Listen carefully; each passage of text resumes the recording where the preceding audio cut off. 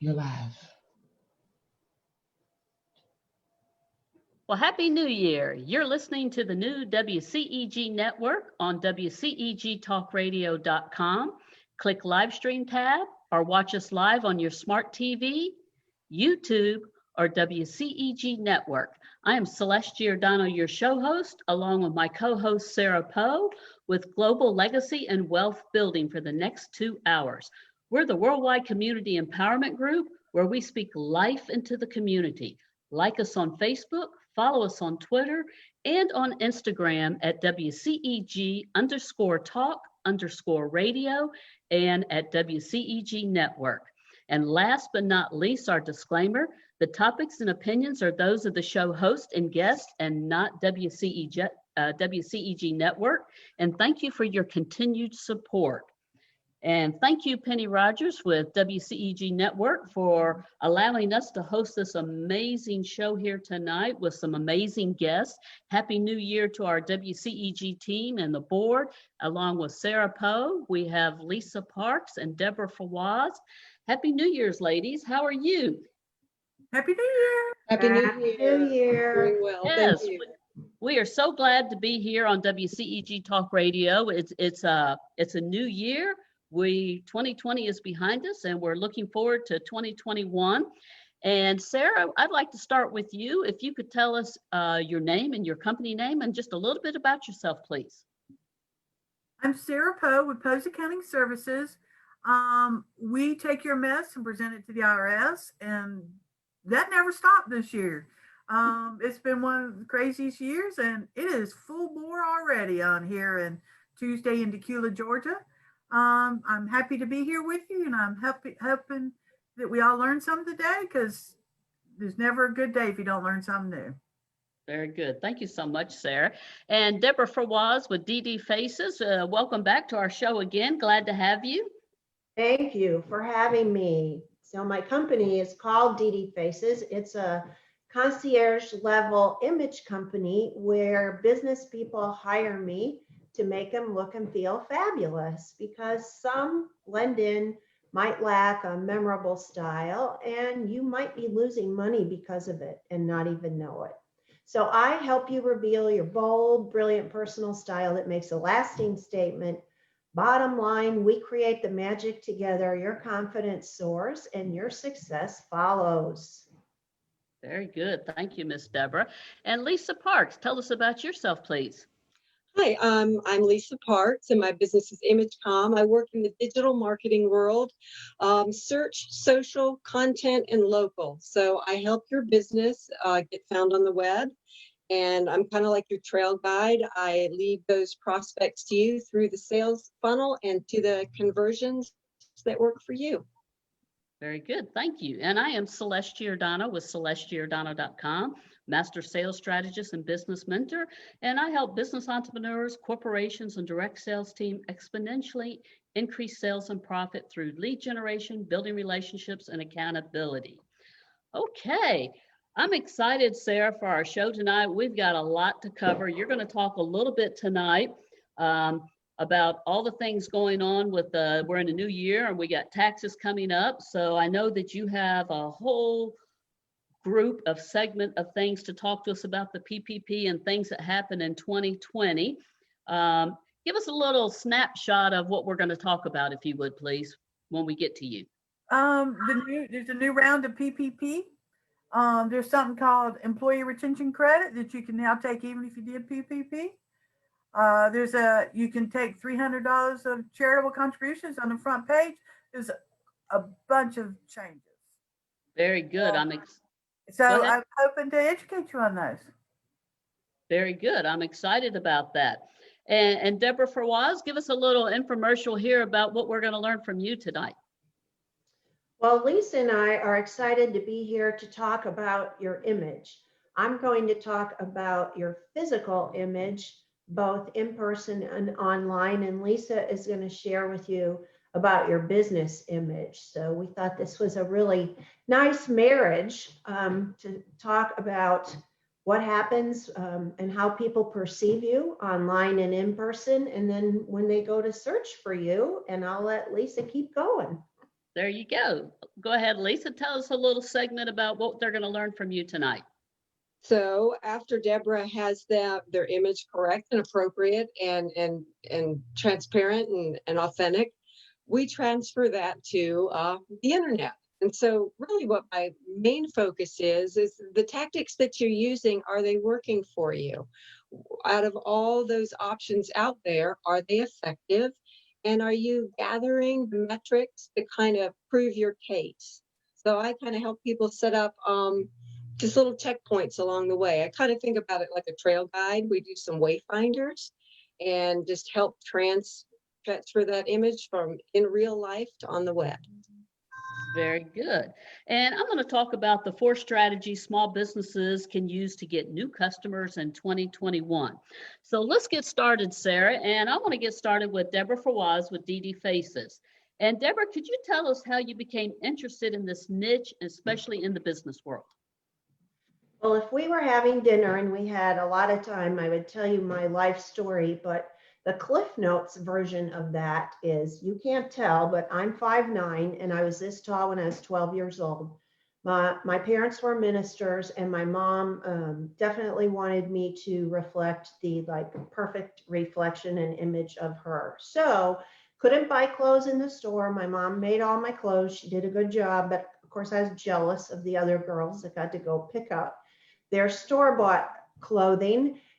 She also had to make my clothes because they didn't make pants in lengths then. So when blue jeans came out, I had to sew fabric tapestry around the bottom, which at that time was very fashionable. I'm not going to give away my whole age, but you know, the bell bottoms, I just did.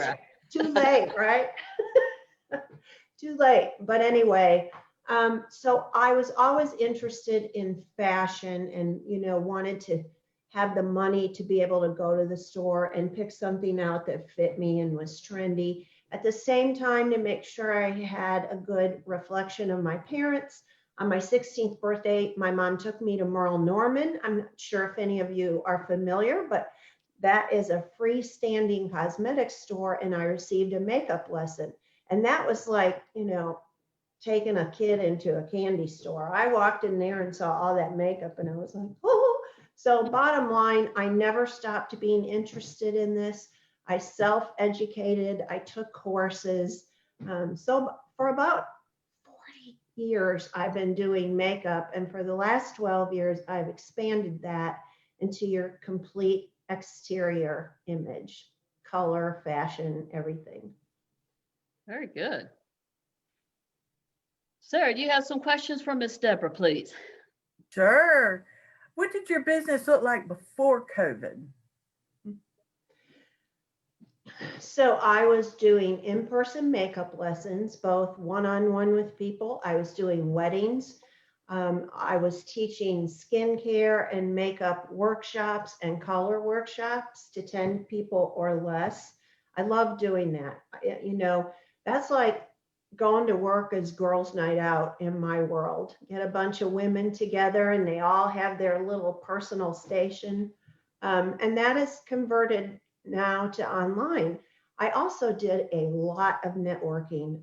In fact, I owned a networking company. I've been president of a couple groups. And if you know Atlanta, there is a highway that circles Atlanta.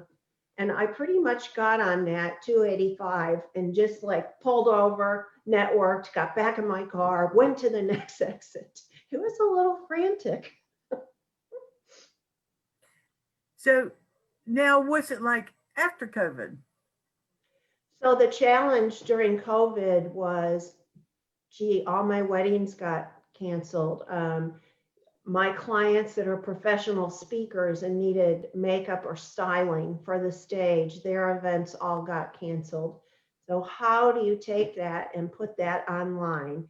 And you know, there are a few things that just haven't yet been converted because online we're two-dimensional. I can't feel your jacket. I can't hug you and smell your shampoo or your cologne. But that is the reason, and so new programs have been developed about how to deal with your first impression, what people think when your little square pops up on the screen, because all we have is what people see, your background, your lighting, your camera angle. Are we looking up your nose? I hope not. If any of you are not sure, go to my website and make an appointment with me, and we'll have a little conversation online about how we could zhuzh up your little Brady box image. But so that's what's happening now, Sarah, is just working on converting everything to online, because I don't think this is going away, really. No, I think like you said, things have changed, right? So we had to think outside the box and change with it so that we could survive, right? Right. And you still want to support all your business people, so you have found other ways to do that. I know that you have supported me in many ways. I've done the before and the after, and I've been fortunate to be able to do that. Right. And I'm thankful that I could. Right. Well, and nobody taught us this, right? I mean, some people in corporate America have been having online meetings around the country and the world their whole career. But for a lot of us, especially entrepreneurs and solopreneurs, I mean, we were just used to being in person or jumping on an airplane and going to a conference or whatever. And gee, not now. So no one taught us about special cameras and special lighting and how do you make a good impression online, or what not to do. I actually developed a program.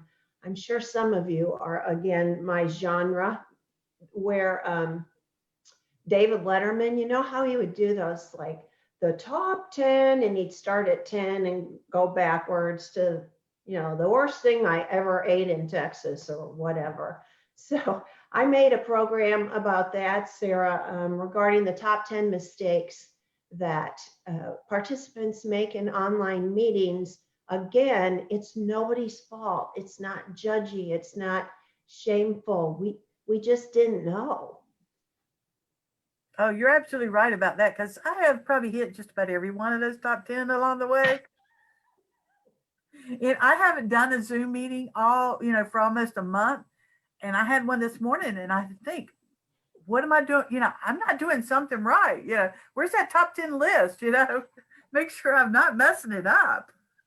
Well, and most of us didn't have a dedicated space at home to do meetings in a perfect world. So we've really had to adapt and be creative and work with our family and the people we live with and our pets to figure out how to make all that happen.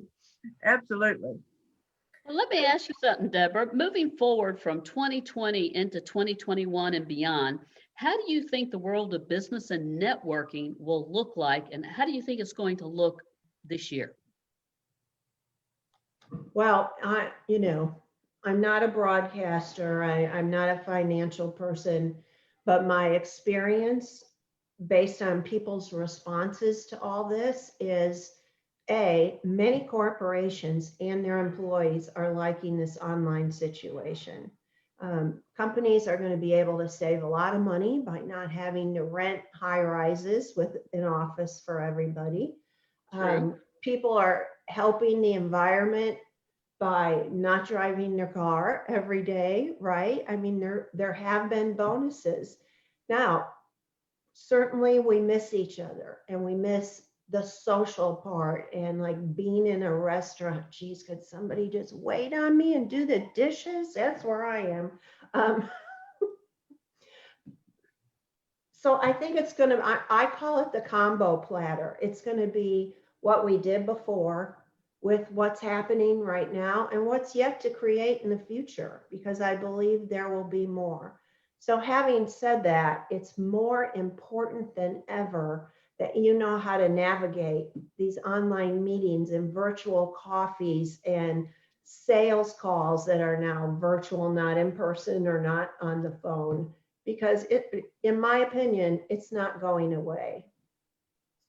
All right, so let's just say that before COVID, you were working with people in person. How has that changed for you with the COVID, and now how do you work with people, and why would people want to work with you now, where they can't meet in person, or do you have safety standards that you can still meet in person? So that's a great question. So I can teach my workshops because I keep them down to 10 people or less because I want everyone to get individual attention and feedback. So everyone has their own station. They're just not shoulder to shoulder. We're distanced. And I have the glasses with the shield. So I wear that, and people can wear a mask. Everything's sanitized, and I send them out that protocol. So that part can happen. Here's what else is happening. People are getting promotions, interviewing for a new job, starting their own company. A lot of women have gone into direct sales since this all happened because they've been home and they needed a source of income, and it was doable. Those people all need headshots. They need new business cards. They need new images for social media, especially. So I am currently working with photographers so that I can style you, which you basically take your phone into your closet, and don't be afraid. Okay, I forget what your closet looks like as soon as I leave it. And we choose several outfits for your photo shoot.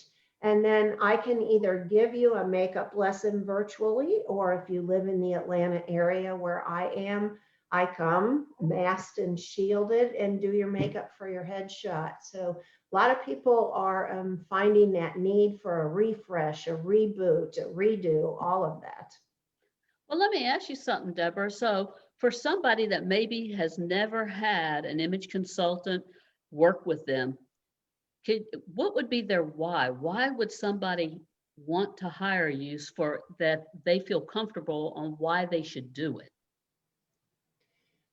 I think, again, we get comfortable in our passion. People talk all the time about what they're passionate about, what they do, what drives them, and they study and learn about their content area and become the expert. But just because you're the expert or the master of your content, that doesn't necessarily mean that you know how to get people to receive your message or how they perceive you. Nobody calls us and says, listen, Lisa, I wanted to have a virtual coffee with you because I think it's interesting what you do, but in the 7 seconds we were online together, you didn't impress me, and I don't know, I just don't feel you. Pretty sure I'm not going to call you for a coffee. Nobody does that. Why do I say that silly story? Because you don't know how much money you're leaving on the table. You don't know when you might have had the opportunity to build a relationship with somebody, but they think you're distracted, or they think, we do all that. They think you're not really into the meeting, or you're always late when you pop on, or you didn't put any lipstick on and you got bedhead in the back. You've got to put forth some effort. And so this is what I teach people it's a whole psychology behind first impressions, confidence. A lot of us are really confident with our content and how we do our job. We're not so confident when we pop onto this screen or walk into a luncheon and all eyes are on us. What would that feel like if you really knew that you were the best version of yourself on the exterior because you already have your interior covered and confident? So it just adds a whole nother level of opportunity for people to really expand. Well, you just hit a buzzword, Deborah, that I'm really focused on right now. Is I always talk about educating, motivating, and inspiring. And so when I look at an individual, how are you inspiring and connecting with people through your content? And if you're not confident, then you're not going to be inspiring. So I think it's very, very important that, like you say, in your first 7 seconds, you have to be able to inspire somebody. So how would you suggest somebody, what would they do, or what are your recommendations to inspire people and connect with people? Those two buzzwords, inspire and connect. Inspire and connect. I have had the opportunity to meet people through this platform, through online meetings all over the country. And now I've met a few people across the world. And now they've become clients and they're introducing me to other people. So the connect is, you just can't, after you meet somebody, I actually have a checklist where, like, after I met Lisa, I invited her to like me on Instagram, I Facebook friended her, I went on LinkedIn, and then I reached out to her to schedule a virtual coffee so that we could get to know each other. And so you have to do that in a timely manner. Take notes. You know, I used to write on the back of business cards. Now the chat room is your business card, right? That's where we put them. So print that off and take notes. Why do you want to get together with Celeste later? Or do you have a question for Sara? Because life happens and you won't remember all that tomorrow. So make sure you connect with them in a timely manner. And you can inspire somebody just by being a little bit unique and being a really good listener. Just don't talk all about yourself. Don't tell us how you do what you do and every, product you have that you love. Of course you love it. It's your business, okay? But find another way to connect with somebody. Leave them, my mom used to talk about dressing. What is that statement where you leave a little to the imagination? Yeah, don't just blurt it all out in your first online meeting. That's a lot of good information there. Because I look at myself now and I'm thinking, were you thinking this morning when you got dressed? I'm one of those late people like she talks about. So I'm constantly 5 minutes behind. And, so I think I should start picking out my clothes the night before when I do these things. So, can I talk to that real quick? Yeah. I actually have a client tomorrow for what is called my very important person day, where we're together all day and I start by analyzing what colors look best on you. And then if you're a woman, we do some makeup lessons depending on, what you need. Are you always online? Are you a speaker in person? Do you travel? Blah, blah, blah. So we customize that to your lifestyle, your personality, and your brand. That typically leads us to go into your closet and make some decisions about what's serving you and what isn't. But the client that I have tomorrow, after we work together, they want me to organize their closet by their occasion. So like, these are my dating clothes. These are my lead a conference, outfits. These are my be online. And actually it's a man. Isn't that fabulous? So, but everybody has an organizational style that's different, right? My closet's divided by color and then short sleeves, long sleeves, blah, blah. But this person feels like he wants to be able to walk in there and based on what his schedule is that day, he knows what area of his closet he's going to and he doesn't have to think about it. And it's already got the stamp of approval from DD Faces. Yeah. Because That's great. That's a great idea. So what would you say are the 3 top hot services for your clients that are what are they asking for right now? The 3 top hot ones. Definitely the online presence audit, where we get together online and you carry your laptop around the house till we find the right place for you. If there isn't a right place, we create it with fabric or backdrops or virtual or whatever it takes. So I know how to, go through that list of 10 that we talked about, Sara, and customize it for everybody, all the way down to should you wear makeup or not? And what does the camera do to your makeup color? That's number one. Number two is, again, the consultation, possibly the addition of makeup for headshots. It's a new year and people are really motivated right now to, rebrand or redo and be fresh and be different and unique and stick out. And so they're looking for that. And so I help them select the clothes, the accessories, and do their makeup if they want it, or teach them how to do it. And then the third one is makeup for online meetings. Again, no one teaches us this, that the camera dumbs down the brightness of your makeup 2 levels. And then if you have exterior lighting, that does something else. And listen, we want people to be listening to your message and focused on this, not the books on the shelf behind you, just wear some lipstick, would you?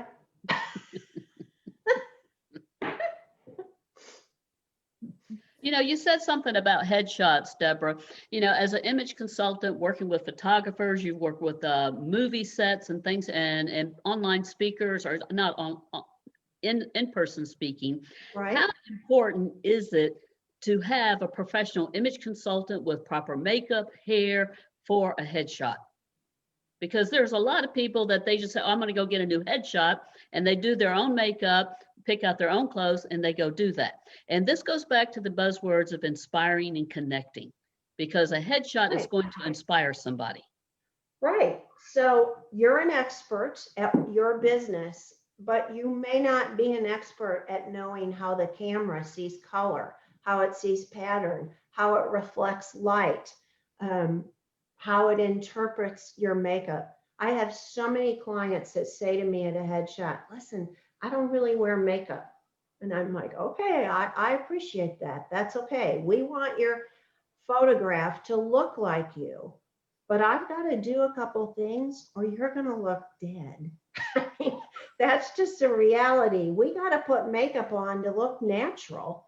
Now, that doesn't mean that every one of my clients look like I do or have the level. I mean, I'm a makeup-aholic, I love that. But I don't impose on you what I think looks good on me. Again, it's all customized to how do you want people to receive you? How do you want people to feel when they look at your picture? That all has to be orchestrated through color, through clothing, through hairstyle, through makeup. You still want to look like you, but it needs to be bumped up a couple levels because of what happens with the lighting and the camera.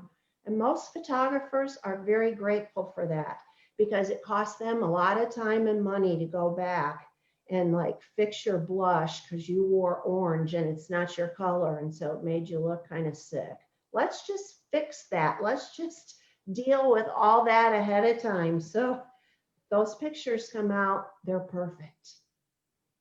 Well, not only that, Deborah, and I've shared this story before with you and Sara, not necessarily with Lisa, but I had the opportunity about 7 years ago to have a professional photo shoot. First time I really ever had a professional photo shoot with hair and makeup and image consultant and the experience, and that's the buzzword, the experience that you get from the very beginning going through that process. I felt like a model that day. And I never personally looked at myself as being a beautiful, attractive person or confident. I always looked at myself in the business world as very smart, educational, and very confident in what I did, but I didn't in my personal life. And that experience that I went through with the image consultant, the hair, the makeup, and the professional photography was priceless for me in who I am personally now, because I'm very confident in myself personally, as well as I am professionally. And again, I said that you have to inspire and connect with people through your content. And that starts with confidence in who you are first, because that first 7 seconds, you're going to inspire people that they want to know more about you. Do you have some comments you'd like to share about that, Deborah? Well, often And thank you for sharing that. And yes, I have heard your story before, but you tell it so well. People are often moved to tears after they have a transformational experience like that. And it is transformational. And then they look at those pictures and the way they wore their clothes, and they just think like, wow, I wasn't really expecting this. This is more than I was hoping for.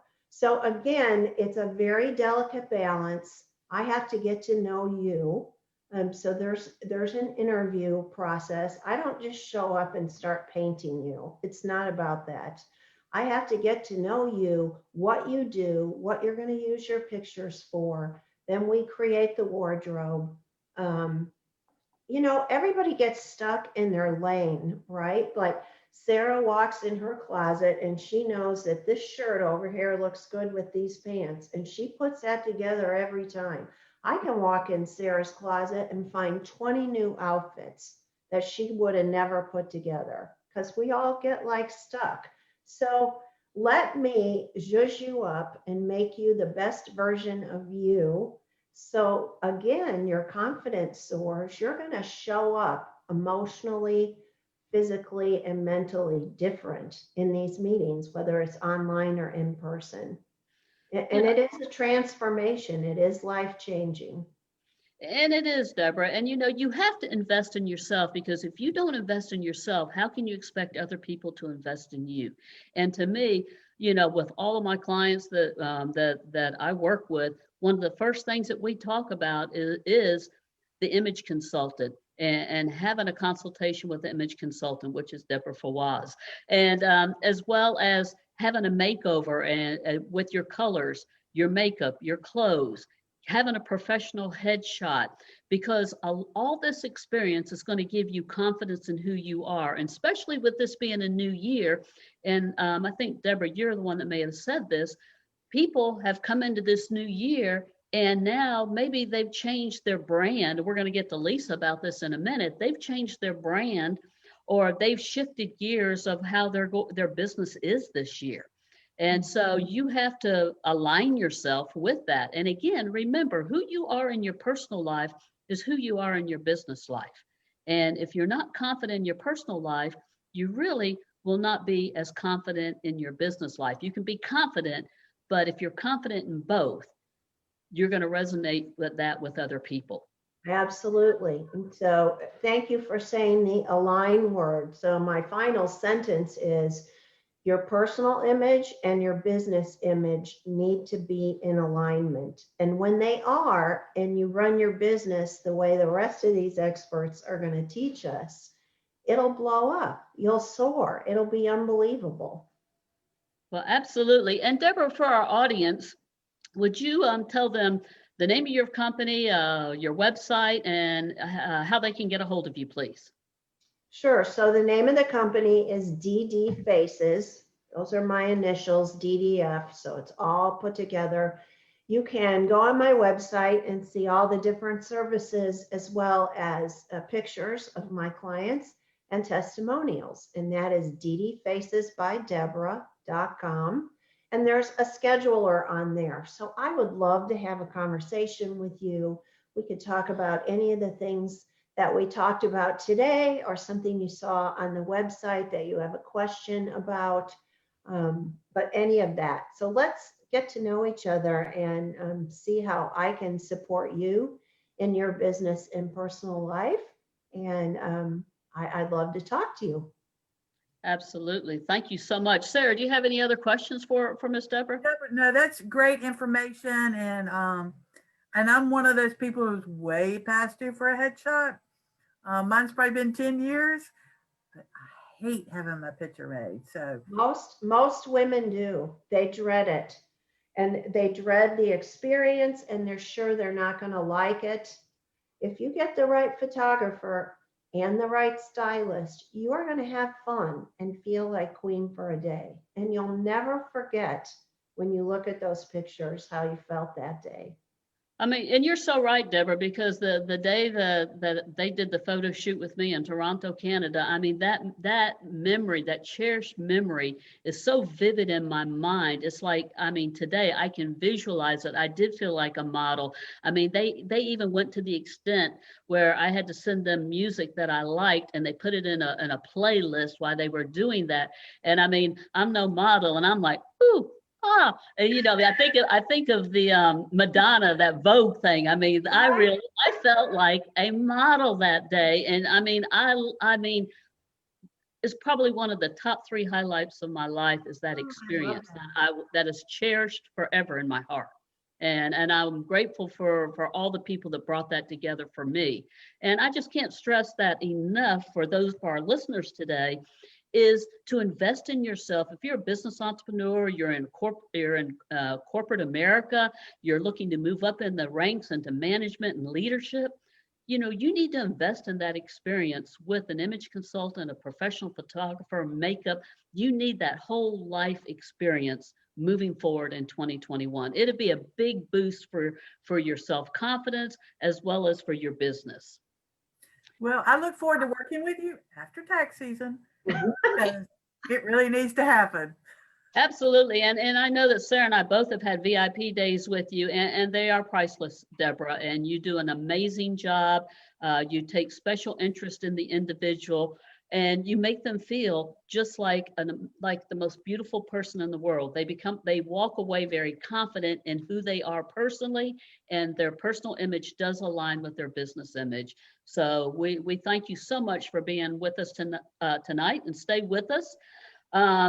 Next, we have Lisa Parks. I'm very excited to have Lisa Parks with us. And as Deborah said, this is like Deborah was our image for us personally, and Lisa is our image for our business and our website. And so again, Lisa, tell us real quickly the name of your company and a little bit about you, please.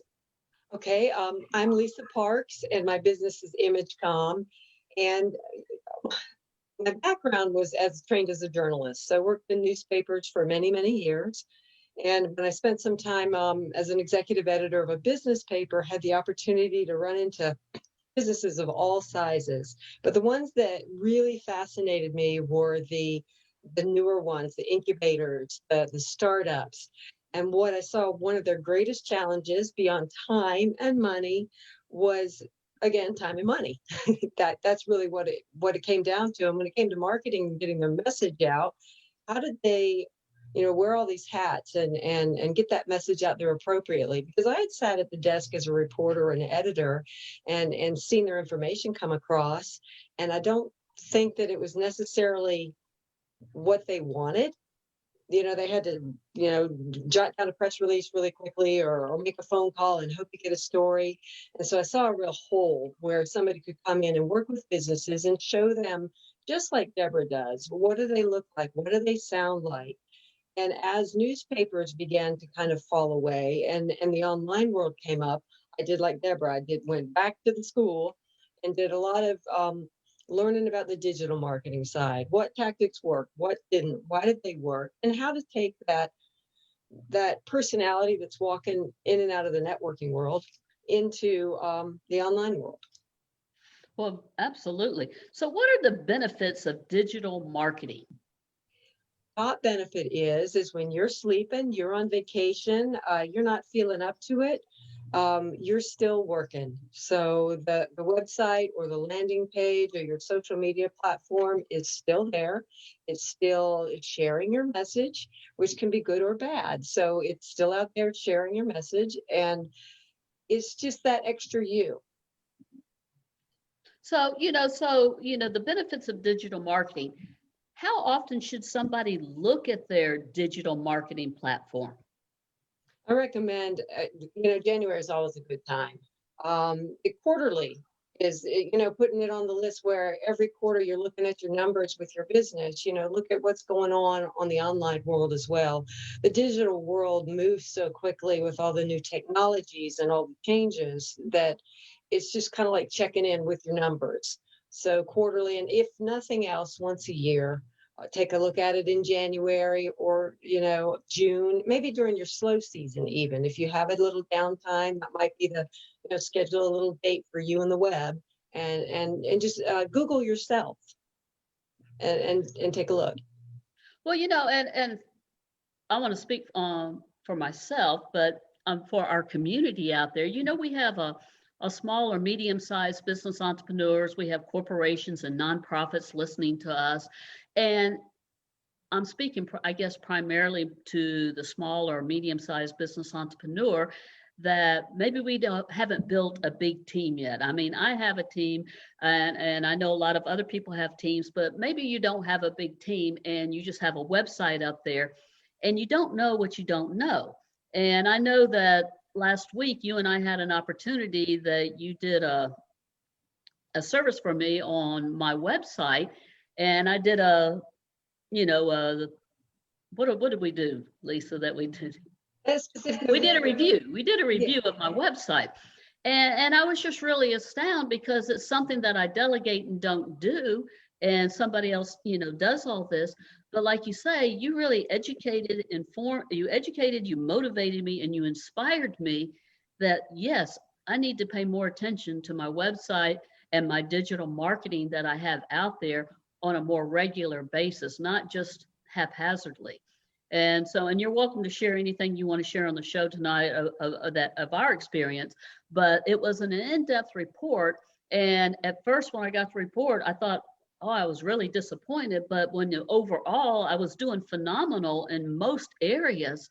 But what happened was the one little area, you don't know what you don't know if you're not looking into the background of that digital marketing, that it was just a something in the coding or this or that caused a little problem.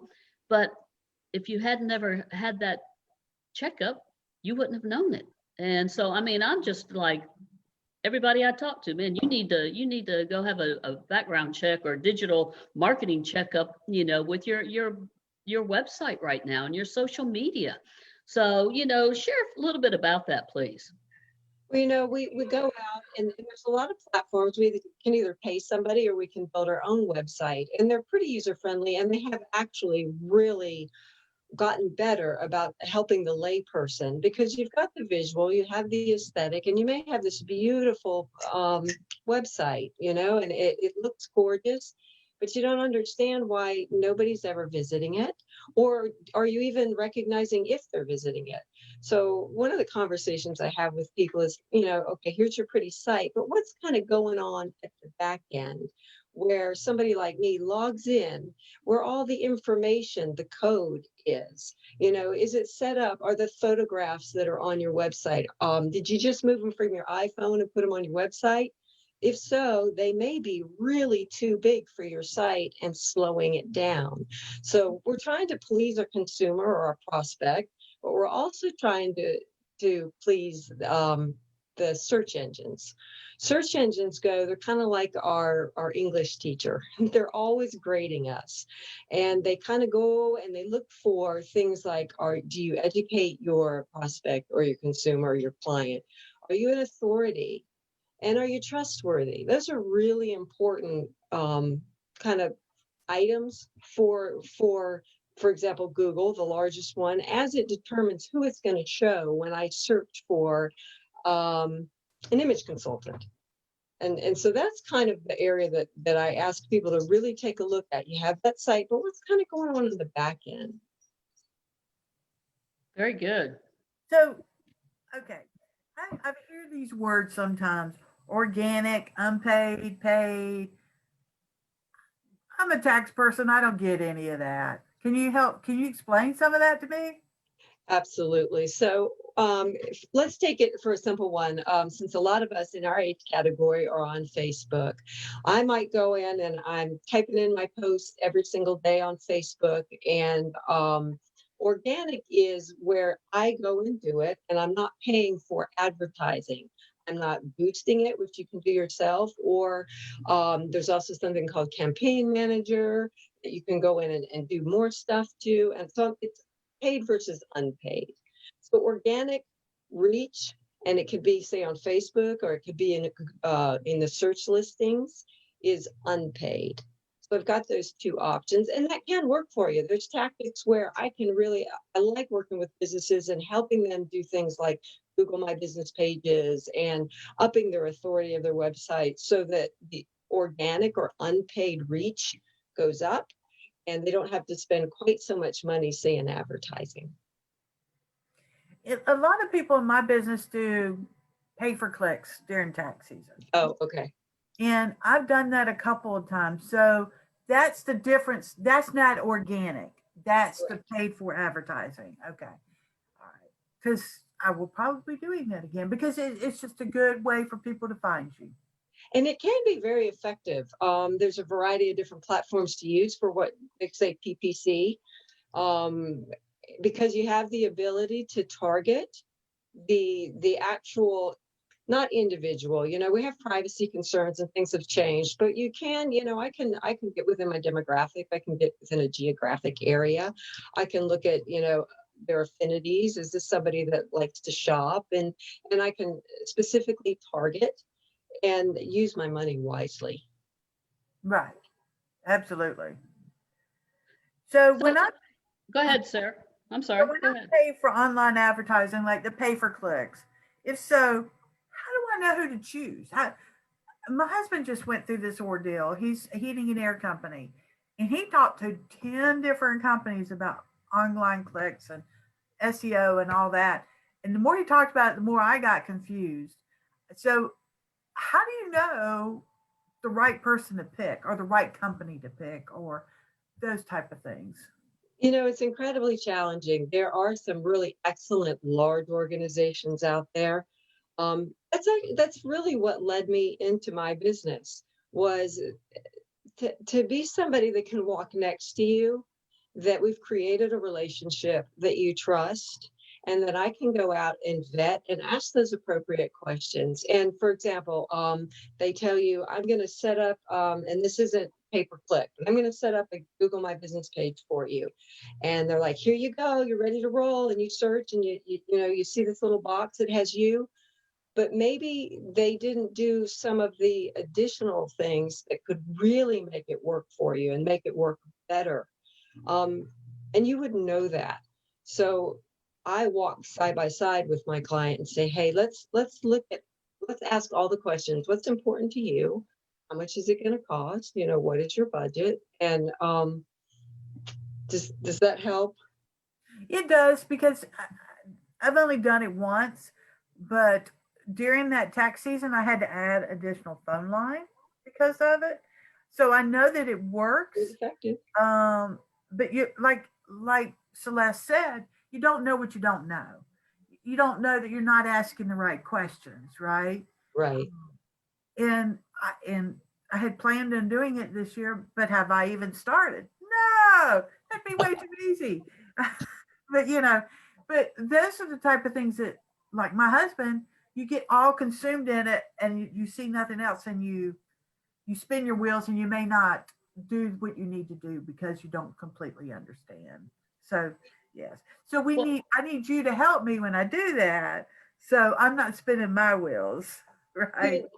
What you said and what Celeste brings out a lot is that, you know, you don't know what you don't know. So in my business, in digital marketing, that's a huge landscape. So what I have done is I have colleagues that I go to. So if I have a client and have a specific concern, you know, I can't know everything. Right. I get them on the phone and we use it, you know, kind of, it's a team effort because it's beneficial for them. It's beneficial for you. It works for me. And then we kind of all boats rise together. So that's kind of where my role is. I do have some specific things I focus on with a writing background. I do a lot of content work. I love working on the number side. You know, the money you're spending, is it bringing you the value that you hoped? Or, you know, could it work harder for you? Well, and it's true, Lisa, Sarah, that you have to have a marketing strategy. You just don't post to be posting. There has to be a strategy of marketing and sales that go with the digital footprint. Is that right, Lisa?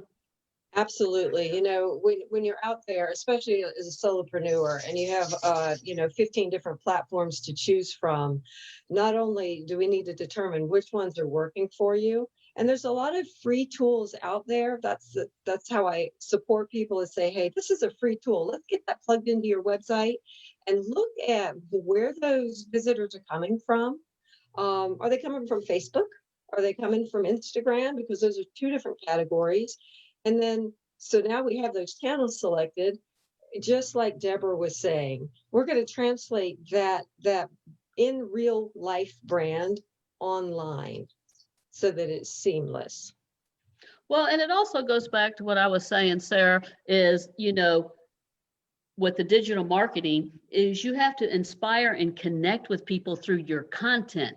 And so that content can't be spaghetti just thrown on a wall over here. You have to have things that build off it, of where you want to direct people to go, or if you're hosting a workshop, you're hosting an event, a Zoom meeting, or an all-day event. You have to have a strategy with that to go with that. Absolutely. And one of the things that drives me batty is that sometimes we tend to, and you as a sales expert, there's a difference between selling to and just sharing the passion of what I do. If I try to sell to you, it just comes off as it lacks authenticity. But if I just share with you what I can do to support your growth, and that's what I try to support my clients with in their social media. If every post is a sales focused post, I don't know that me as the viewer is going to pay a whole lot of attention. But if you connect with me as a person, how you can support me, what you like, be real, like Sarah's like, oh my gosh, didn't want to get on Zoom today, or, like me wearing the ponytail, I got hair did, I didn't have time to actually do anything with it, be real and connect. So with businesses, that's what I'd like to see happen is transfer who you are in that networking group. A lot of us have spent a lot of time networking, put that online. So you're not necessarily selling that widget, you're selling yourself. So that's what I try to, and that's strategic, of course. We need to put those in there. We need to think about it. There's certain things that I don't want to talk about on my Facebook page. But we kind of talk about what those are. And it has to be inspiring. It really has to be inspiring, because there is so much out there in digital marketing that they're just going to scroll right past it if it doesn't inspire. And of course, video is king, right? Video is king. Absolutely. And I've had no greater lesson. I came just like similar to all of us, spent a lot of time in the networking world face to face. And so here we get on Zoom. And the very first time I met Deborah and listened to one of her talks in one of your meetings, I'm in the dark. My square is black. And I'm still struggling, with how to do that in video. This is representational of video. It's so critical. And so once the video needs to be done well, production wise, but also Google likes it. And I say Google because there's a lot of other search engines, but that's one. Google is, video is really important right now. Well, that leads to my next question, Lisa, and I want you to expand on the Google thing for me as well. Is, do I need a website, social media, or both? And why do we want to do Google? Okay, so a lot of times, I sit down with you and we look at your business and we talk about how do you reach them? What are you doing now? Where are they? Do you have an e-commerce shop? Do you have an Etsy shop? Are you doing Shopify? It may not be necessary for you to have a 20-page website. Maybe you just need some form of a microsite, a little landing page, somewhere where people can go so that you literally funnel them through. There's a term kind of omni-channel. We're touching people in a lot of different ways. So that landing page may just be one of the touch points to move them through that funnel towards a sale. So we look at that, and maybe Facebook or a social media channel is better for you. And that needs to be your home. So it truly depends. It's a struggle if we try to be all to everyone and everything. And I have the same issue, there's just not enough time. So you've got a little channel over there or a little platform, your LinkedIn page, for example, it's pretty silent and unhappy. And people go and visit it and they're like, oh, she's never home. I guess she doesn't really do anything. So I sit and we kind of look and prioritize. Where do you need to be? Where are you hanging out? Well, and the thing of it is like some people's platforms is LinkedIn. It's not Facebook. Right. Okay. And then, but some people may have LinkedIn, but they may be using some groups over in Facebook or some of these new ones. We got a lot of new ones coming up now, Clubhouse and all these, the greatest craze right here. But, you don't want to be something to everything. You want to be really good at one or two. And where's your audience at? Is that true? Correct. And I try to encourage people. And again, I can't speak highly enough for what Deborah says. She's trying to create this image that resonates with me. It's me that I'm presenting. It's important that if my brand be representative of me as well, and that I go meet people out in wherever they are online that also resonate with my message and with me. I'm big on abundance. The theory. I'm not going to sell to somebody who just doesn't connect with me. So we really figure out, who you are, who is that brand, and where can we find your tribe? Well, and the other thing is to have consistency across all the social media platforms. That your bios and your about you and things of this nature all resonate and they're consistent. Where we don't go here and we read one thing here and we go over here and you didn't update this and you're reading something different here. And then you're saying, what the heck does this person do? Yeah, that is helps establish trust. So if I have 2 or 3 channels that I'm using, typically with a client, we have consistency in that profile. They know who I am, where we can find you, what you offer. But then within those platforms, since for example, Facebook typically is kind of our 35 to 55 and up. We speak maybe a little different on that platform than maybe on Instagram, where I'm hitting the younger category. So if I'm working on both, my business attracts both individuals. I may say the same thing, but I'm not going to necessarily post the same thing on every channel. I mix it up a little to just try to keep it interesting. So all these wonderful things you're talking about, can I do it or should I hire somebody to do it or do I sit with you and say, this is what I want to do? And, yeah, I'm all confused. I've got a girl in my office.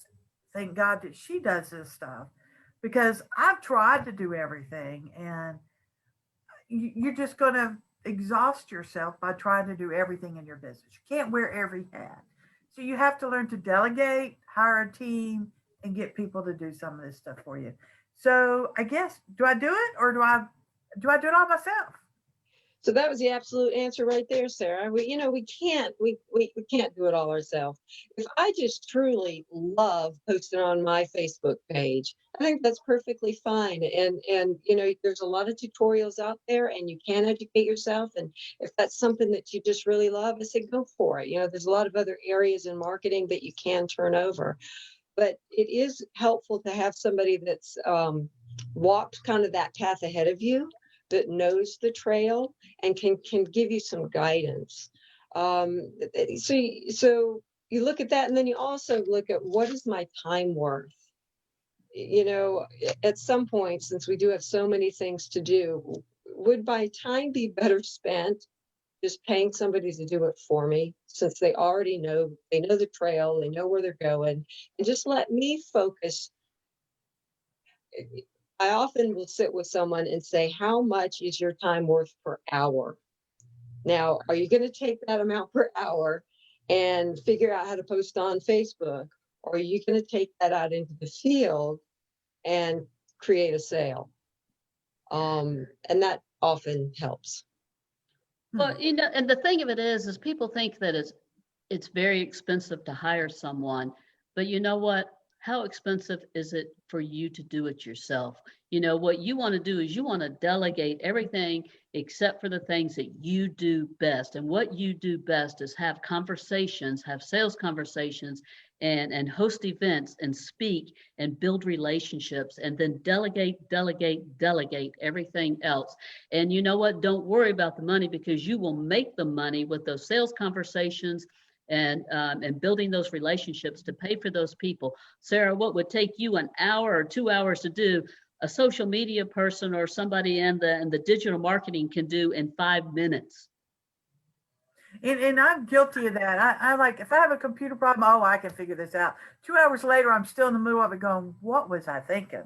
I've just wasted 2 hours doing something I don't know anything about. And I'm bad about that. That's one of my New Year's things, to learn how to say no. And you know how much you charge an hour, so you just times that times 2, where you could have been spending that time with a potential client. Correct.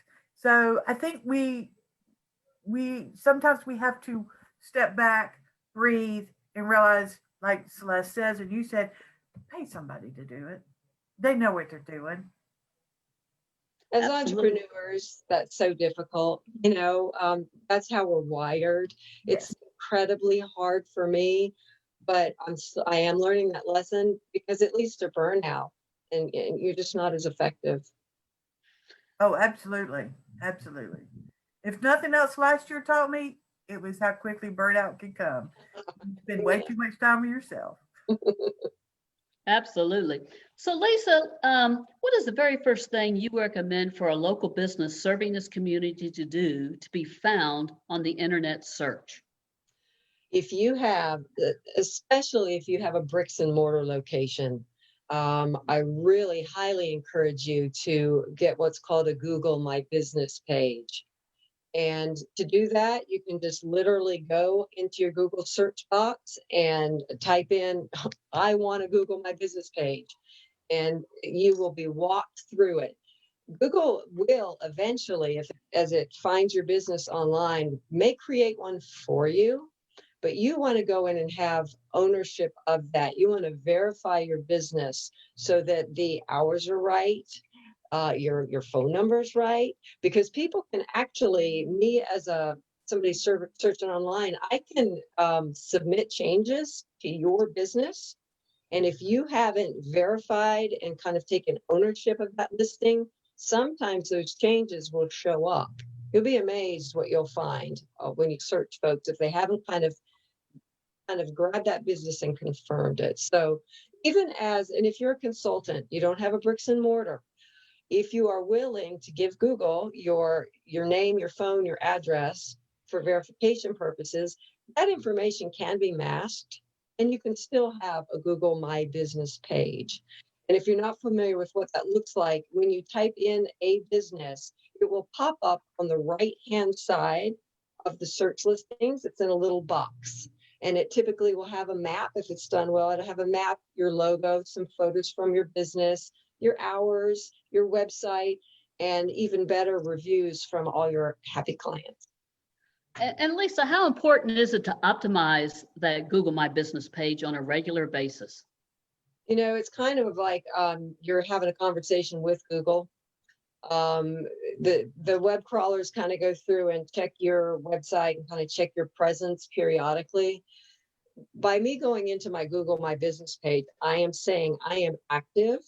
I am working, and it's kind of like just checking in, knocking in and saying, hey, I'm still here, and it's updating. So it's super important, actually. Absolutely. And I have one of our listeners wanted to know, are there standard rates for digital marketing? Ooh, standard rates. Easy answer, no. There are ballpark figures.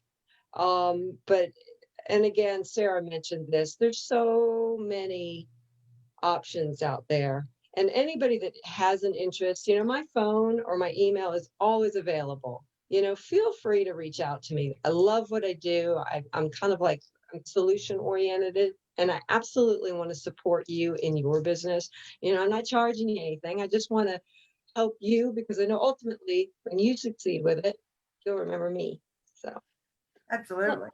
Well, and the other thing is, Lisa, is people need to invest in themselves. And most, I shouldn't say most, all successful people have a business coach or a mentor.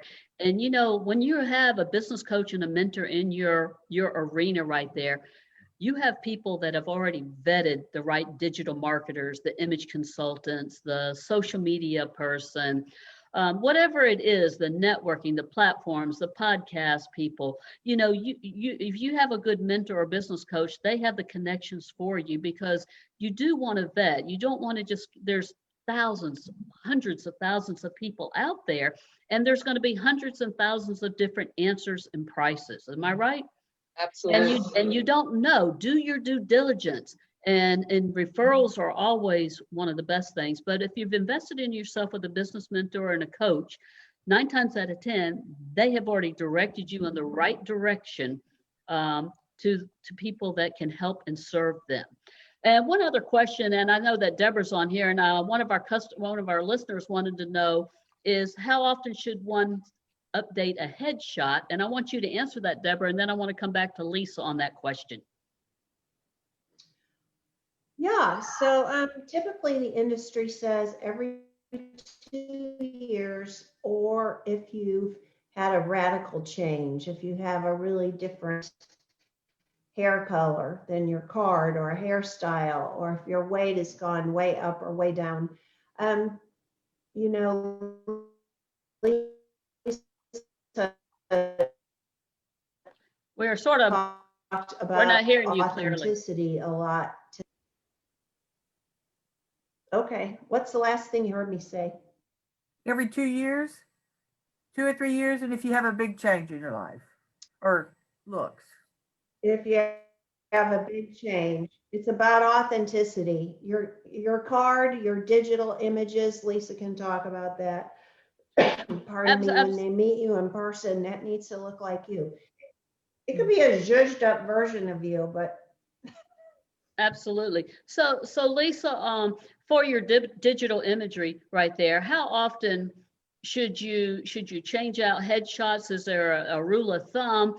And also the second part of that question is, with headshots, is like headers for social media. Should you have different headers and change them out? Does that make a difference with Google and stuff like this? You know, again, like Deborah said, you want your images to match you, if headshots, etc. Let's take it from a website perspective.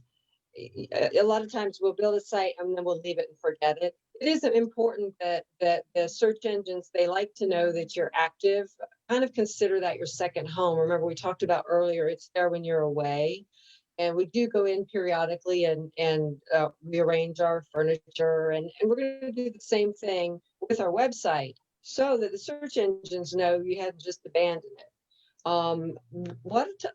If you have a site, one nice thing to do is go ahead and connect your social media channels to your website. Make sure that they kind of talk to each other. So if somebody visits your site, your Instagram feed might scroll by. That's a nice way to just kind of keep activity going. Okay, very good. And so, Lisa, how can our audience get a hold of you, or have a conversation with you, or contact you? You know, you can reach me. I'll give you a couple ways. My website is just imagecomgroup.com. So www. And there is a couple buttons on there. There's like a free SEO report that you can click, or you can do a contact and just, you know, ask me any questions, or feel free to email me. It's lparks, PARKS, at imagecom, IMAGECOM group.com. Those are probably the best ways. Well, very good, and I appreciate that. I know Sarah and I, we have enjoyed both Deborah Fawaz and Lisa Parks, and we want you to stay on the call with us, but we are halfway through our show, a little bit more than halfway through our show, and I want to just remind our audience and listeners that they're listening to the new WCEG Network on WCEGTalkRadio.com. You can click live stream tab or watch us live on your smart TV, YouTube, or WCEG Network. I'm Celeste Giordano, your show host, along with Sara Poe, your co-host of Global Legacy and Wealth Building. And we're very excited with the information of all the education and the motivation and the inspiration that you ladies have brought to the table to our listeners tonight. It's amazing and a lot of takeaways. And I hope that people will reach out and get in touch with Deborah Fawaz for her consultation and image consulting, especially about getting new headshots done, of why it's important to have this some of the programs that Deborah offers before you get a headshot, and as well as what Lisa Parks had to offer of her, what did you call that, Deborah? I apologize. I mean, Lisa, the SEO. SEO or local search, if they want a local search audit. Right, absolutely, and take you up on that offer, because it was a great report, and Lisa spent a lot of time with me on this report. And again, the report card, I was a little disappointed after we went through it, and it's like, hey, we're doing really good. My team's doing a great job, and I was very impressed. But I also knew that I had some issue. I had an issue that we didn't know that we want to correct, that caused a little bit of a hiccup right there. So that was a great thing. So the next thing that we want to move to is we want to talk to Sara Poe, and we've educated you and motivated you and inspired you on your image and your digital marketing.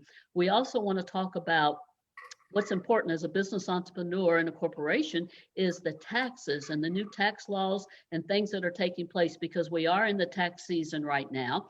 And so, Sara, is there another round of PPP? Yes, it opened up today. If you want to do PPP, sometimes it's best to get a professional to help you. But I will tell you, they are going to want you to, if you come to me, because we're at the beginning of a tax season, I'm going to need you to be concise and bring me everything I need, because my time is short, right? I need to get this done and help you. Or if you want to do this yourself, you can. It's not incredibly hard. You just have to make sure that you have all the documentation you need. But for PPP, the first time with the go around, there wasn't really any question if your business was down.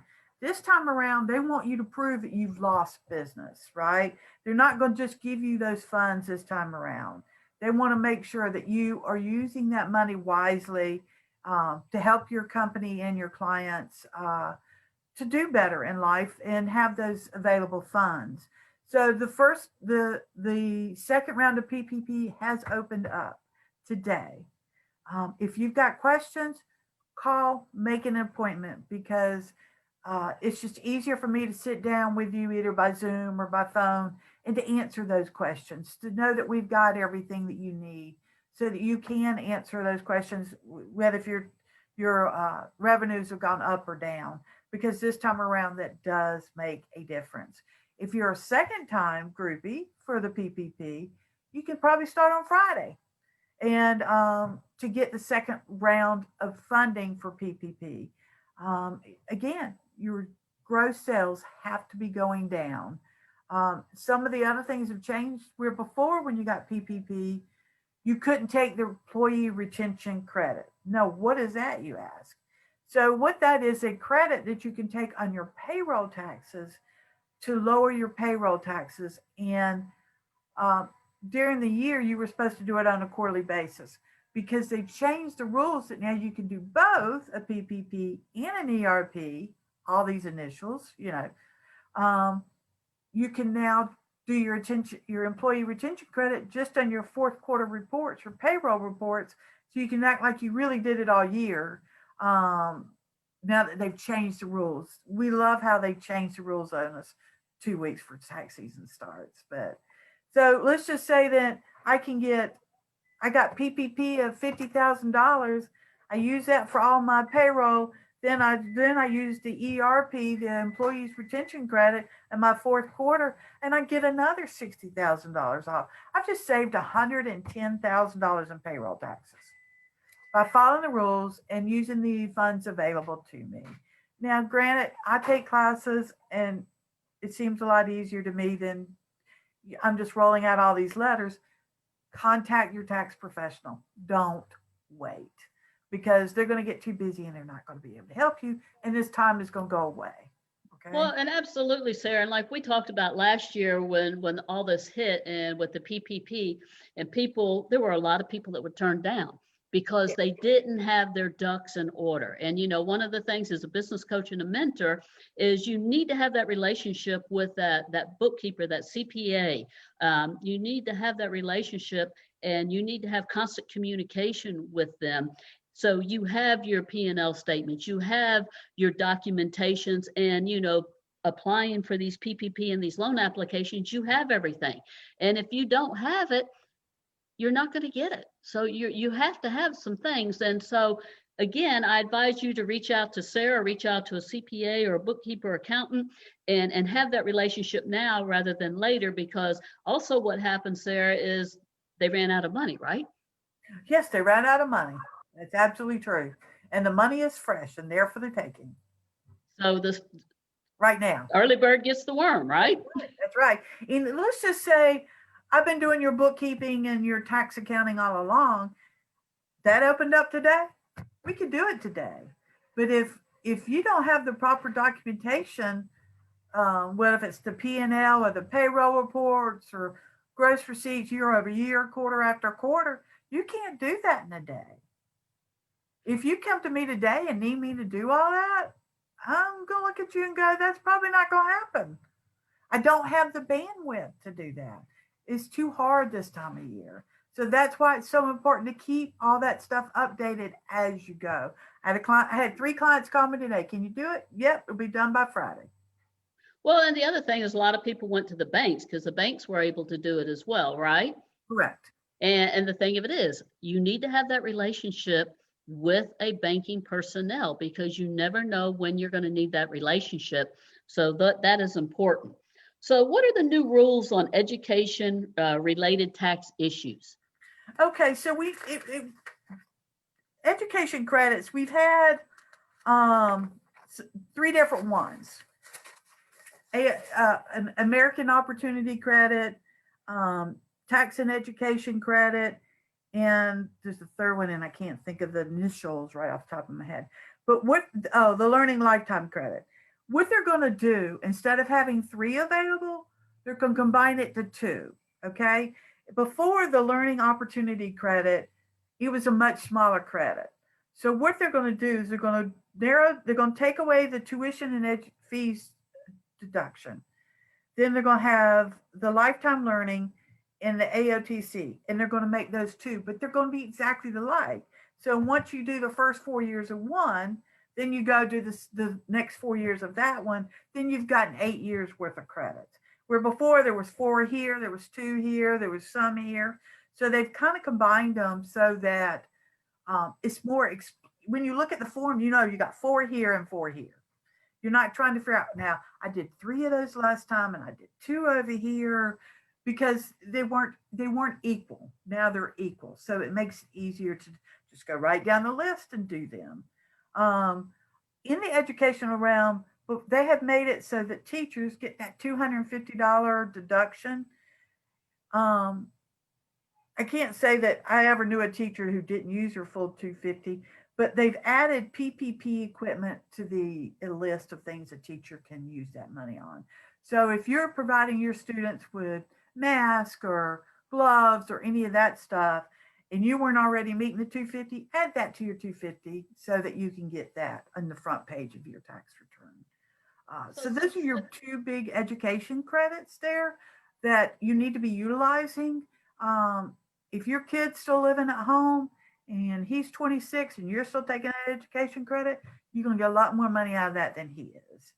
So that's one thing to think about. As a parent, you get a lot more advantage of that tax credit than he does. The kid doesn't like it. What? I said that the kid doesn't like it that's in school, but the parent No, does. absolutely. But, you know, Sarah, one of our listeners said, does your business have to be registered to apply for the business loan? No, not necessarily. You can be a You can be a solo entrepreneur. You can be just a solo person on his own. No, you do not have to be registered. Also, another question is, what is the difference in the PPP and the EIDL? Yes. Is there, So and is the there PP, and is there a difference? yes, there is a difference. The PPP is the Paycheck Protection Program where they're giving you money and it can be forgiven, right? You can learn, you can use those monies for other things and it can be forgiven. You don't have to pay it back. The EIDL has to be repaid, right? And you've got 30 years to pay that back. And it's at a very low rate, 3.75 or 3.25. Now, if you got the EIDL grant, okay, that does not have to be paid back, right? And it is not considered income. 3 weeks ago, it was income. Today, it's not income. Yeah. And for some reason, I can't hear anybody. Is it just me? I just want to make sure.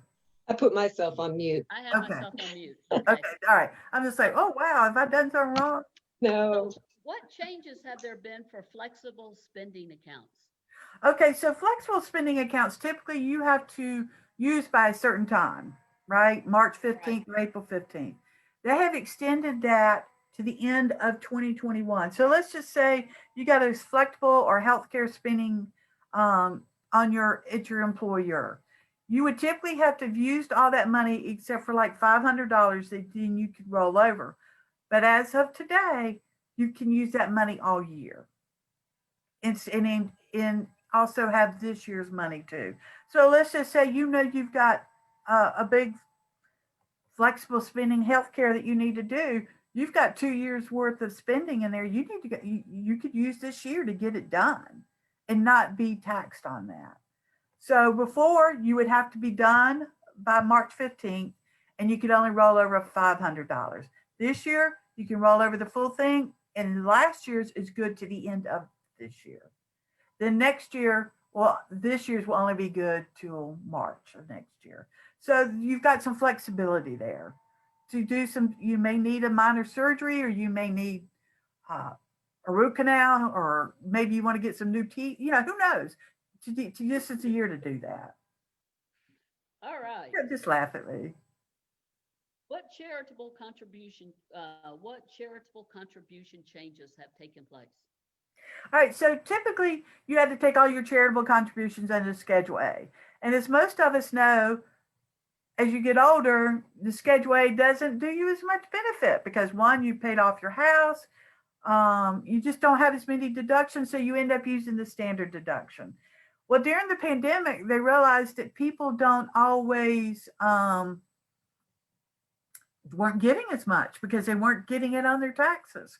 So for 2020, there's going to be a $300 deduction that you can take on the front of your tax return. And when I say the front, that's that front page, basically, not a schedule, not a state, not a 1, 2, 3, or an A or C or E or whatever, but it'll be $300 on that front page. In 2021, it'll be $600. So then that'll be $300 per person. So that will make a difference for, I believe that some people might give more because now they can get 300 or 600 depending on the year, additional deduction. So I think that was a wise move on Congress's part to help people start giving again. Very good. And in 2019, if you didn't know this, there was no limit on charitable contributions. There's typically a limit for businesses and for personal, but in 2019 or 2020, they were trying to get people to give more. So they took away that limit. I had a client for the 25 days of Christmas, every day he gave away money to a different charity. And the reason why he could do that and do that well was because they took that limit away. And so that was a nice little perk and it was good advertising for his company. And and they had fun researching the different charities and seeing who they wanted to be able to give the money to. That's very good information, Sarah. What about canceled debt for principal residents? Well, so during the last bank crisis, right? People were having losing their homes. They were being foreclosed, short sales, and you were getting this wonderful little form called cancellation of debt. And it could have been for 300,000, 400,000. Well, you had to put that on your tax return, and that's a taxable event. But Congress was smart, and they gave us a way to cancel home and home mortgage that got canceled. So you didn't have to pay the tax on that. I had a lady who had $1 million mortgage on her house, and where she worked went bankrupt. She had to walk away for that $1 million. Can you imagine how much tax that would have been? That would have been horrendous. Well, the pandemic is here, and again, we're having this issue. So they have brought that back for 2020, and it's going to be good through 2025. They have moved it from $2 million down to $750,000, but that squares with the home interest mortgage and changes they made there. Used to you can have a $2 million mortgage and have all the interest deducted. Now you can't. So they align that with the home mortgage. But it was nice. It's nice to know that if something has happened during this pandemic, you can fill out that form and not be taxed on that. That's a huge thing for people. And I think we've lost her here. No, I'm here. Can you hear me, Sarah? I can barely hear you. My volume is up as loud as it will go, so I don't know what the problem is. I don't know what changed, Celeste, but you are barely audible. Okay, well, Sarah, my last question for you is changes for PPP. Well, a lot of the PPPs, like before, any expenses that you used for the PPP were non-deductible. The wisdom of our Congress in this last omnibus, those expenses are now an expense. You can now deduct those. Because they were going to be forgiven, you couldn't deduct them. In their wisdom, they have let you now deduct that. Okay, so that's an added benefit that you can do. I've talked about the cancellation of the debt, and I've talked about the ERP. So those are the big changes. It's something else with the EIDL grant. I don't know how many of you got grants. First, it was supposed to be up to $10,000, and it ended up being like $1,000 per employee. And I had 3 employees, so I got $3,000. That is a non-taxable event. I do not have to add and pay tax on that, right? That's not, you don't pay it back or anything, but you don't have to pay taxes on that. And that has been clarified. A lot of these things, we didn't know if it was going to be taxable or not. Luckily, they handled a lot of that during that last bill and the omnibus to help us clarify that since tax season is here. But those are the 3 big changes I want to make sure everybody knew about. All right. Anything else that you want to add to this, Sarah? I'm just kind of working through this. We've got we had sick leave that you could do and family leave and all those. Even if you were a small business and you paid those employees for all that, you got extra deductions for that. Where at one point, let's just say I'm a small business with 3 employees, I wouldn't have been able to afford to do that, to pay somebody if they had to stay home with a relative because of COVID, or they had COVID, and they couldn't just work from home. If I paid them, I got a deduction for that. Where typically a small business, 100 employees or less, didn't do a lot of that with the Family Leave Act. Let's just say when your daycare closed during all that time, you couldn't come to work because you had a child at home, but you couldn't work from home either for whatever reason. And if I paid you, then I got an extra deduction for that. So that's kind of helped make some payments along the way. So those have been extended to 3/21 of 21. So that's kind of nice, especially since we're going through such a bad wave at the present, right? It just helps employers to help their employees. Something else was So you've got student debt. I can pay you $5,300 and I can get a tax deduction of that and pay part of your student debt. That's just a nice little perk where before I couldn't do that or get the tax deduction for that. Now I can. So that's a nice little thing Congress did for all these people, to try to help motivate our employees to keep working, because when they had unemployment at $900 a week, a lot of people didn't go to work. They made more money with unemployment than they did than going to work. So restaurants, different people like that have had a hard time getting people to come back to work. I worked with a couple of restaurants. They just can't keep employees. One, because they're scared of the COVID, and two, they were making more money off of unemployment. Very good, Sarah. So Sarah, how could our audience reach out to you if they want to have a consultation or talk to you about any of the subject matter you covered tonight? Oh, I can hear you again. They can reach me at 770-545-8841 and schedule an appointment. They can shoot me an email at spoe@poecpas.com, and we can get them scheduled. With starting busy season, I have to have an appointment to get to talk to you, even if it's over the phone. It just keeps me on schedule and keeps me on track to be able to do that. 5 years ago, didn't necessarily have to do that. So I'm thankful for that, but please make an appointment. It really helps keep me scheduled. Well, and the other thing is too, Sarah, with this digital marketing and the COVID and things of this nature, you have availability to meet with people via Zoom, correct? Oh, yes, I do. Yes. Okay. I mean, Very Zoom, good. phone calls, however works for you.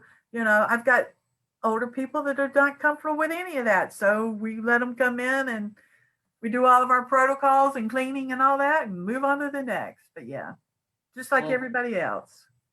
Well, very good. Well, I have just a few things I'd like to share with our audience tonight. We're going to get through a little bit early, Sarah, but I'm sure some of our audience are wondering, how are they going to create momentum and get new customers in 2021? So we've had Deborah Fawaz on here as an image consultant. We've had Lisa Parks on here as a digital image thing. And I have 4 strategies that they can use to get new clients in 2021.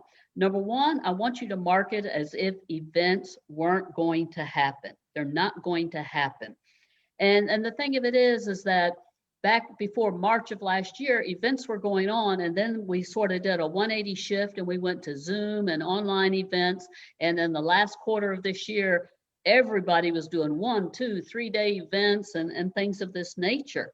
So, Lisa, from your perspective as a digital marketing person, where I say market as if in-person events won't happen, what are your comments on that? 100% agree. Now's the time to be looking at what your presence looks like out there.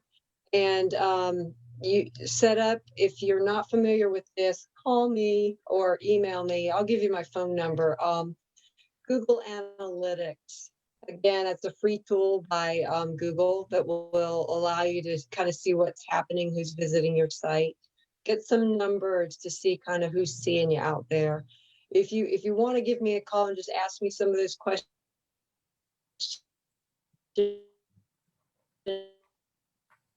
9542. Very good. So, I guess one of the things is that when I say, restrictions are loosening, you don't want to put all your eggs in one basket where all your tactics are into online events or having a Zoom call or whatever. You want to have some diversity in there with what you're doing. Is that true? I believe so. Because just like with meeting my clients, I have to be able to do it a number of different ways because I don't know tomorrow if they're going to shut us down. So I still got to be able to work with my clients whichever way that the people tell me I have to do. mask related, shut down, Yep. Zoom, uh, sanitize everything. You have to be prepared to do it all. Well, if you're a business entrepreneur that used to rely on events to generate leads, you can start hosting virtual masterminds and half-day events with experts in your niche and create webinars to sell products and services. So again, number one, market as if in-person events won't happen. Number two, invest in your website and online strategy.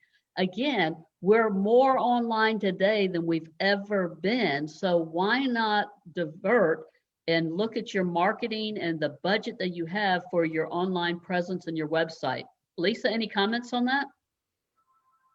I kind of followed right with what Sarah said. Again, it goes back to metrics, kind of get some support, find out where your people are and diversify. We have to be so agile right now. I am still meeting some people in person, masking up and going. I have to reach them where they're most comfortable. So based on the data that I pull in, then I just head on out there and optimize those specific channels or platforms. And I want to break that down, Lisa, to if you haven't created a blog, you need to create a blog. I've been blogging from day one. I have over 400 and something blogs. I want you, create a blog. Google picks those blogs up, do they not, Lisa? They certainly do. You don't have to blog every week, but you do need some activity. It gets your message out there consistently. And it allows you within that blog to link to other people. Like I could link to Sara. I could ask Sara to be a guest on my website, and we write a blog together and we link to each other's websites just like we do at networking groups where we connect and refer back and forth. It's no different online. Absolutely. And I can't tell you how many customers that I have that became customers because they read my blog. And they said, Celeste, I've been reading your blog for a year, and I would meet them at a chamber meeting or meet them somewhere, and the blog resonated. And as we started this talk show tonight, I talked about inspiring and connecting with people through content. And that is a consistent content that goes along with Celeste Giordano. Is a blog, and it's something that's educational, motivational, and inspiring every single week. The second thing under investing in your website is focus on your SEO. And I think, Lisa, you talked a lot about that and how important it is. And then to get customer reviews, testimonials. Any comment on that, please? And I'd love to have Deborah Fawaz's comment after yours. Reviews, testimonials are critical. If I prioritized it, I would again default to Google, because if it helps with that organic search, you can get a little with Google My Business, an actual little tiny link that you can share just about everywhere that will drive when I type in that review for my client, or actually my customer, excuse me, when I review you, it goes directly to out onto the search, out onto the internet. Absolutely. Absolutely. Deborah, your comment on that? Testimonials? Yes, thank you. So, often I just have conversations with people and I can't help myself and offer them a suggestion if we're especially on Zoom, because what I do is so visual. So I might say to them, and then they're grateful for it. And oh, thank you. So this is not even a paying client. I'm just saying, if you have a conversation with someone and you can't hold yourself back and you offer them some suggestions and they're grateful, just remember to say, can I ask you for a brief testimonial? And what I've found for myself personally, like if Celeste asked me to write her a recommendation for a job or a testimonial, I'm going to tell you that goes at the bottom of my list, because I don't like to write. And so I might love what she did for me, but it's like, oh, I'm kind of resisting this. So one thing I've learned that I offer my clients or my conversation people is, can I send you like a fill in the blank? And it's 3 sentences. So the first is, before I met Deborah, I struggled with blah, blah, blah. She helped me by blah, blah, blah after working with her. And so people are willing to fill in the blank and let you put that on their website. Very good, Deborah. Thank you. So under this social media, you want to find the right social medias platforms, where your ideal customer is hanging out. You want to create Instagram stories and video content. We talked about video is king. And also you want to run targeted social media ads that have to do with what you're doing, whether it be if you're having an event, if you're doing an online teaching, and things of this nature. And the fourth tip is to use your CRM and email list. And I can't tell you how many times in the last quarter of the year, especially with my private clients, that I get them to go through their list, review your list. And you have a gold mine sitting in your email list. And if you haven't coded your list, you should code your list.